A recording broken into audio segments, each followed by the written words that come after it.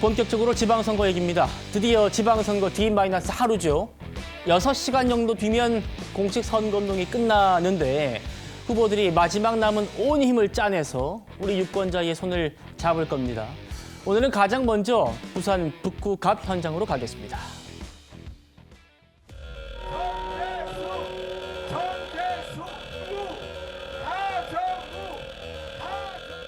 본인 덩클하고 북구만 이용하고 어떻게 실현하겠다고 하는 공약 실현 방법도 없는데 북구는 그대로 뒤처지게 되지 않겠습니까? 이 한 몸 다 바치겠습니다. 하정우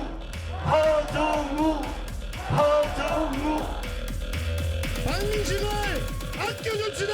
함께 나가서 우리 박민식을 국회로 보낼 한동훈의 약탈과 갈라치기 기생의 정치를 끝장내고 민주당 하정우와 이재명 정부를 박살내겠습니다. 폭풍성을 당당하게 걸어서 필승으로 보답하겠습니다.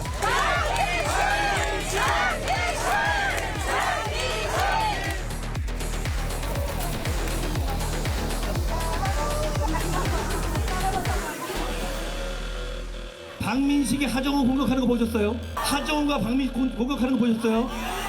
지금 둘은 한 팀입니다. 저는 정말로 열심히 일하고 싶습니다. 기회를 주십시오.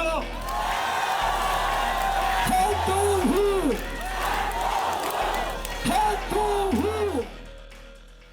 자, 하정우, 박민식, 한동훈 후보 정말 마지막 총력전 최후의 유세를 펼치고 있습니다.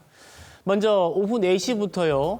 국민의힘 박민식 후보가 파이널 유세에 나서고 있는데 여러분 지금 보시는 것처럼 송원석 원내대표가 직접 내려와서 힘을 실어주고 있습니다.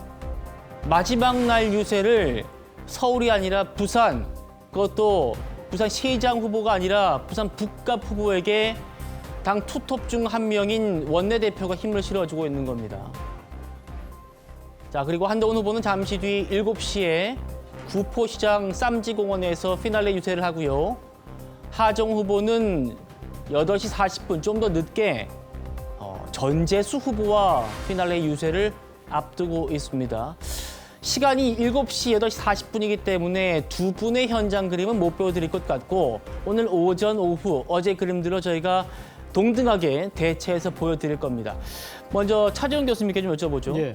박민식 후보 단일화 없이 끝까지 완주를 하게 됐습니다. 지금 국민의힘의 원내대표가 오늘까지 힘을 실어주고 있는데 당 지지층의 막판 결집이 좀 있을 걸로 보십니까? 글쎄요. 그러니까 국민의힘의 바람은 상당히 강렬합니다만 그동안 나타났던 그러니까 여론조사의 추이상으로 봤을 때는 사실은 보수의 그러니까 이 지금 단일 표심이 모이지고 있는 보수 후보는 한동훈 후보가 좀 더 유리해 보이는 것은 사실이거든요. 그래서 사실 박민식 후보가 부산을 찾은 박근혜 전 대통령, 이명박 전 대통령의 유세 현장에 직접 찾아가서 상당한 나름대로의 일종의 뭐랄까요, 자신의 마지막 노력을 보여주는 그런 모습을 연출했습니다만 그것이 과연 유권자들에게 어떤 영향을 미칠지를 지켜볼 대목이 있다는 겁니다. 예. 바로 이와 관련해서 송원석 원내대표가 앞서 말씀하신 것처럼 부산시장 후보도 아닌 지금 북구 갑 보궐선거의 국회의원 후보인 박민식 후보에게 내려와서 마지막 유세를 한다는 것 자체가 그만큼 국민의힘 입장에서는 이번 북구갑 선거가 가지는 정치적 영향력이 워낙 크다는 걸 알고 있기 때문에 예. 그래서 이 박민식 후보가 보수 유일의 단일 후보, 공식 후보임을 유권자들에게 각인시키려고 하는 하나의 노력인데 그 결실이 맺어질지는 지켜봐야 할 대목이라는 생각이 듭니다. 예. 공식 선거운동 마지막 날에 박민식 후보와 함께하는 송원석 원내대표 목소리 들어보겠습니다. 이번에 당선되면 3선이 됩니다. 3선이 되면 지금까지 했던 거에 몇 배는 더 중요하고 큰 일을 할 수 있는 겁니다, 여러분. 부산에서 생활하고 북갑을 위해서 오랫동안 희생하고 헌신해오고 주민들과 소통했던 박민식이야말로 국회로 가야 할 인재라고 생각하는데 동의하십니까? 여기가 뭐 철새 도래지입니까? 지역에 대해서 관심도 없고 알지도 못하는 사람들이 갑자기 내가 뭐 북구 사람이요 하면서 왔다 갔다 하는데 여러분 거기에 속아 넘어갈 분도 안 계시죠? 자, 윤준희 의원님. 예. 저 얘기는 누구를 저격하는 거예요?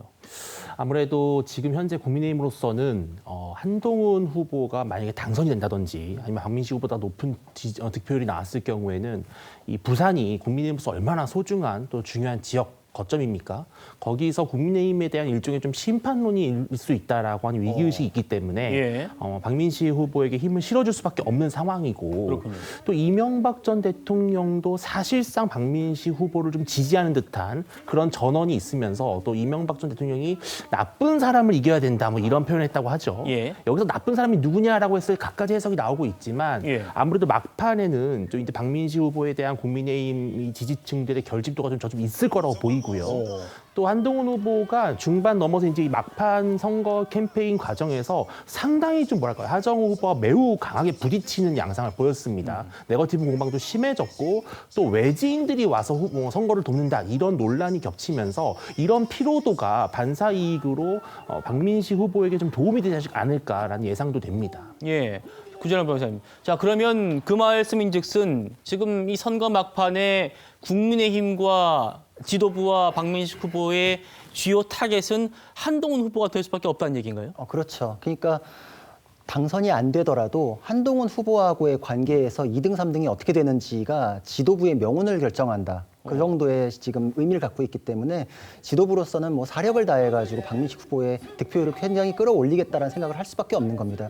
이 선거는 지금 민주당이 전북지사 선거에서 정청래 지도부에 대한 평가다라는 프레임이 걸린 거하고 마찬가지로 부산 북갑에 대해서는 지금 국민의힘 지도부에 대한 평가다라는 프레임이 그대로 작동할 수밖에 없거든요. 예. 여기에 대해서 송원석 원내대표가 그거를 다 그냥 드러낸다라고 볼 수밖에 없는데 이건 또 이제 구도상으로 대구하고 또 비슷한 느낌이 있는 게 좀 철새 도래지다 뭐 지금 원래 여기 터줏대감이 여기다 뭐 이런 식으로 그렇게 하는 게 말했죠. 예, 근데 그게 크게 와닿지 않고 양쪽 지역에서 다 그렇게 주장하는 분들이 크게 재미를 못 보고 있는 게 그분들이 당선이 됐다가 떠났다가 다시 돌아온 부분에 대해서 그 지역민들은 우리는 충분히 기회를 줬잖냐 그것만 가지고 이제 투표를 하기는 좀 어렵다라는 생각들을 많이 굳히신 것 같아요. 그럴 경우에 우리도 보수에 대해서는 굉장히 중요한 지역으로서 보수의 미래를 설계하는 데 대해서 우리도 다 플랜이 있다라는 생각들이 지금 반영이 되어가고 있는 거 아닌가. 그래서 지금 여기 와가지고 다시 또 철새네 뭐 지역의 토박이네 이것만 가지고서 지금